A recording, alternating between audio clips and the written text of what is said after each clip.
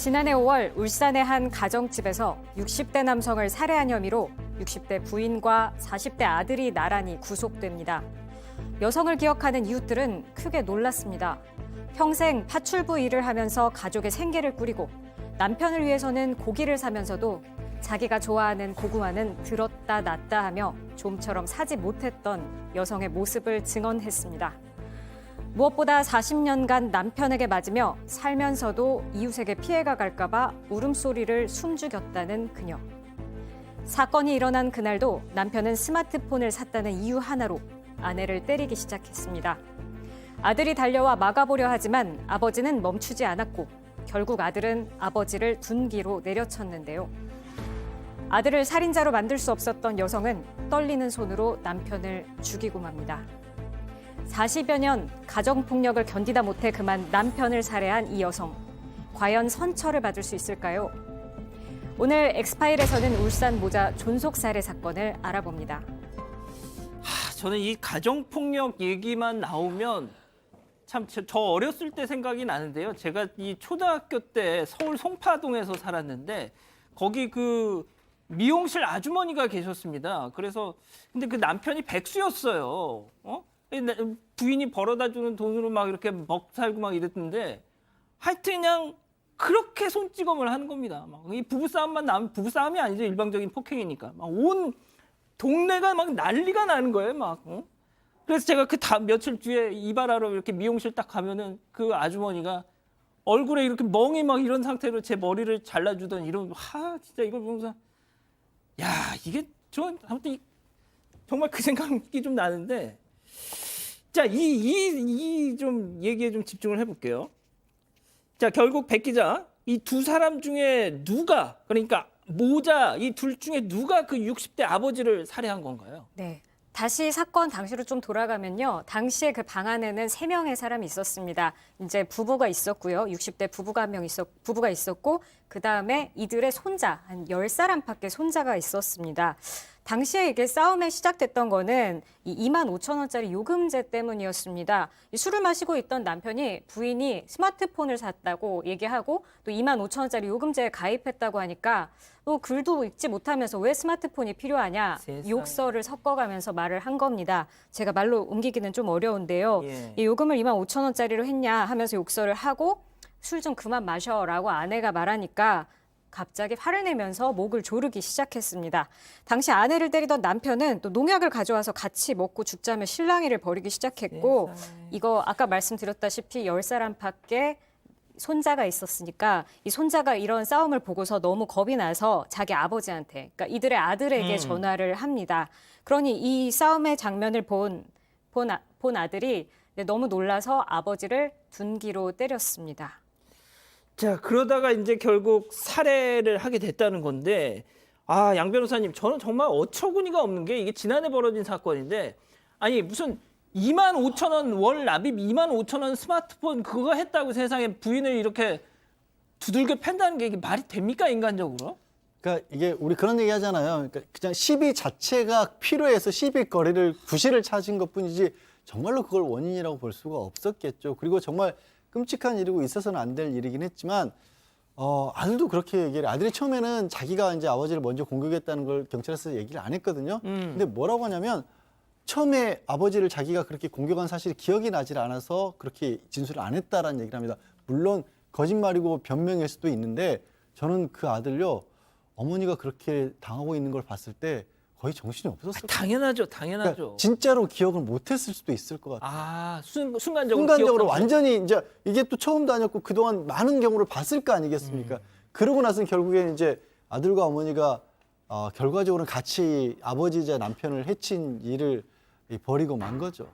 손 변호사님, 40년 동안 맞고 살았다면 이게 도대체 그러니까 이게 팡 터져서 이 사건이 벌어졌지만 그 40년 동안에 얼마나 이게 누적이 됐겠습니까, 이게? 그렇습니다. 75년에 결혼했는데요. 네, 그때부터 폭행이 계속된 거죠. 특히 엄청나게 많은 그런 폭행이 있었습니다만 2016년에는요. 폭행으로 이 아내의 팔을 부러뜨리기도 했습니다. 아이고. 그 외에도 뭐 아들과 손자도 역시 때렸고요. 게다가 별거도 했어요. 별거도 했지만 그때는 또 이제 남편이 이제 용서를 빌었기 때문에 또 재결합을 했고, 그런데 또 재결합하자마자 또 얼마 지나지 않아서 아내 이름으로 그 땅 샀는데 이거 땅값 떨어졌다. 이런 이유로 또 욕을 하고 또 손 들고 있어라 잠 못 자게 이렇게 맞기도 하고 그런 학대까지 했죠. 결국 이 사건에서도 변호인들이 이런 40년간 지속된 가정폭력이 감안되어야 한다는 주장을 했는데요. 실제로 딸도 있었습니다. 딸이 이런 지속적인 폭력 상황에 노출되다 보니까 참 극단적인 선택을 기도하기도 하고 또 서울로 거처를 옮긴 점까지 이들 가족에게 이런 여러 가지 비극들이 있었습니다. 자, 그런데 이웃들이 말이죠. 이 살인 사건이 벌어지니까 그 부인, 그 집 그 아줌마는 그럴 사람 아니다 뭐 이렇게 다 이구동성으로 증언을 했다면서요. 맞습니다. 처음에 이 모자가 구속이 됐을 때 이웃들이 너무너무 놀랐다고 합니다. 아무래도 이 아내가 성격이 굉장히 좋았던 사람이었던 것 같습니다. 결국에 이웃들이 탄원서까지 많이 내주는데요. 아까 PT에서도 잠깐 설명을 드렸지만 이 한 앞집에 살던 이웃 주민은 이 아내는 남편 먹일 고기랑 과일은 제일 좋은 거를 사도 아이고. 자기가 좋아하는 그 싼 고구마는 하나도 못 사던 사람이다. 이거를 놨다 들었다 하는 걸 자기가 몇 번이나 봤었다. 이런 얘기를 하면서 탄원서를 냈다고 합니다.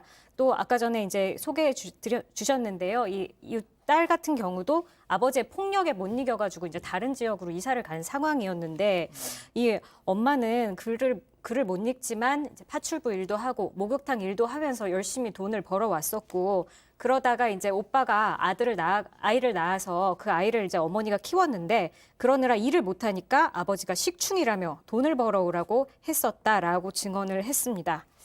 예, 근데 이 아들 폭행을 결국에 저질렀던 아들은 오랜 가정폭력으로 폭력적인 성향이 생겼고 어머니의 목을 조르고 폭행하는 아버지를 봤을 때 너무나 흥분해서 심신미약 상태에서 범행을 했다고 주장도 했습니다. 저는 이 아버지 남편이라는 사람이 얼마나 참 그러냐면은 이 아주머니가 용기를 내서 별거를 했어요. 한때 별거를 했는데 남편이 사고를 당한답니다. 사고를 당하고 나서 자기 몸이 불편해지니까 그제서야 자기가 당장 아쉬워지니까 막 또 이렇게 빌면서 나 다시는 안 그럴게 해가지고 그래 속는 셈 치고 다시 합치자 해서 합쳤다가 이런 일이 벌어졌다는 겁니다. 자, 교수님. 네. 하시고 싶은 말씀 다 좀 해주세요. 말이 너무 길어질 것 같아가지고 제가 괜찮습니다. 지금 얘기를 해도 될까 지금 사실 굉장히 좀 억제 중인데요. 이 사건이야말로 이게 굉장히 좀 따져 볼 게 많은데 재판을 너무 쉽게 한 것 같다는 생각을 지우기가 어려워요. 왜냐하면은 지금 40년 동안 엄마가 목이 졸리거나 둔기로 맞거나 뭐 여러 가지 정말 심각한 그 피해를 입는 걸 보면서 자란 아들이라면 매 맞는 여성도 PTSD, 외상후 스트레스 장애, 매 맞는 아내 증후군이 생기지만 자녀도 매 맞는 자녀 증후군이 생겨요.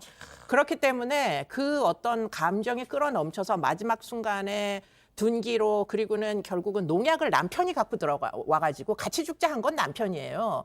그 농약으로 결국은 아내가 남편에게 올라타가지고 입에다 붓는 그걸 옆에서 보는 아들의 이제 상황 이런 것들을 상상해 보면요. 그 순간이 기억이 안 날 수도 있어요. 예. 왜냐하면 외상후 스트레스 장애인 사람들은 해리성 그 장애가 오기 때문에 기억이 분절돼요. 너무 끔찍한 정서가 폭발하는 순간에는. 그래서 수사기관에서 이 아들이 폭행한 거, 둔기로 아버지를 폭행했던 그 순간을 까먹었을 수도 얼마든지 있어요. 그런데 문제는 그런 거 하나도 고려하지 않고 결국에는 둔기로 고의를 가지고 존속살해, 아버지를 살해한 사건으로 결국 몰아붙여가지고 검찰에서 결국은 이제 아마도 국민참여재판은 변호인 측에서도 동의했기 때문에 시작이 된 것 같은데 국민들이라고 이 가부장적인 질서로부터 자유로운 판단을 하는 건 절대 아니에요. 그러다 보니까 지금 형이 정말 많이 나왔다. 이들의 억울한 40년을 해명해주는 그 어떤 노력도 하지 않은 채 지금 아버지를 끔찍하게 둔기와 농약으로 죽인 정말 나쁜 놈이라는 이 아들에게 형량이 전혀 고려하지 않은 형량이 나와서 정말 안타깝다라고 생각되고요.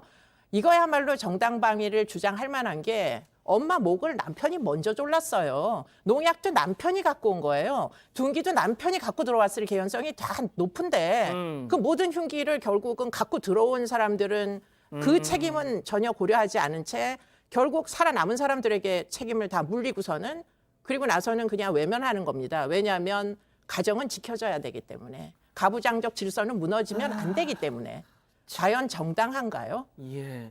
자, 지금 교수님이 가장 이제 흥분하시는 대목이 그 아들의 징역 그 관련한 선고 내용인데 과연 얼마나 나왔길래 교수님이 저러시는 건가요? 네, 징역 7년형이 선고됐습니다. 아유. 그리고 심신미약을 주장했습니다만 인정되지 않았습니다. 그리고 또 이 아내의 경우에는요, 징역 3년을 선고하되 집행을 5년간 유예했습니다. 즉 징역형의 집행유예의 거의 최상한선을 선고한 건데요. 역시 그 아내에 대해서도 심신미약은 인정되지 않았습니다. 아니, 양 변호사님, 아까 교수님 말씀도 그렇고 양 변호사님 말씀도 그렇고 짧게 마무리 좀 해주세요. 이 경우야말로 심신미약 같은 게 인정이 돼야 되는 거 아닙니까? 그런데 안타깝게도 이럴 때 가정폭력으로 인한 경우 적극적으로 인정한 사례는 사실상 없어요. 왜냐하면 법원은 그걸 고민하는 겁니다. 이게 허용이 될 경우에 그러면 사람이 보이지 않는 가정 내에서의 폭력으로 인해서 살인 사건이 일어났을 때 다들 폭력을 주장할 수도 있다라는 고민이 또 있는 거예요. 그래서 교수님께서는 굉장히 안타깝게 말씀하셨지만 사실 존속사유는 법정 최하한이 7년이거든요. 7년 이상입니다. 그렇게 따지면 또 법원으로서도 고민 끝에 내린 판단입니다. 알겠습니다. 저기 가정폭력 관련한 문제는 저희가 또 나중에 시간을 내서 다시 한번 좀 얘기를 해보겠습니다. 자, 오늘 엑스파일 이렇게 마무리하고요.